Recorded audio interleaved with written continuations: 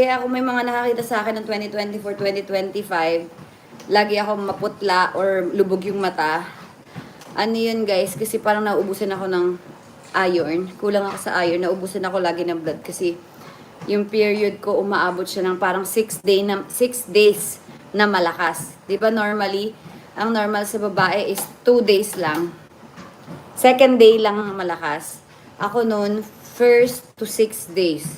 As in, malapit na akong salina ng dugo. Kaya lagi ako na-hospital noon. Parang twice ata ako na-hospital. Kailangan talaga nating maging active. Like dati nung treadmill ako, alam mo yun, parang mas maganda yung balat ko, glowing, may natural glow siya, tapos happy ka palagi. Pero nung hindi ako treadmill, ay, lang ginawa kundi humilata, tas tamad, parang kahit wala ka namang ginawa, parang patang-pata ka. 'Di ba? Yan ang nangyayari sa atin. Nakakapangit siya, guys. Yes, dapat talaga tayo. Magbigay tayo ng oras sa sarili natin. Kasi gift mo yan sa sarili mo.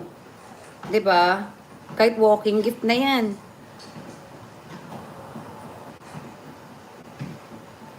Hindi naman masama na regaluhan natin yung sarili natin. 'Di ba, guys?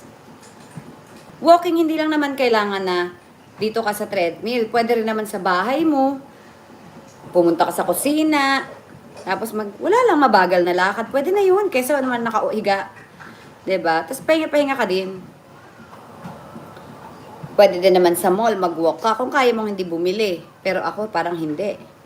Window shopping? No, no, no. Di ko kaya.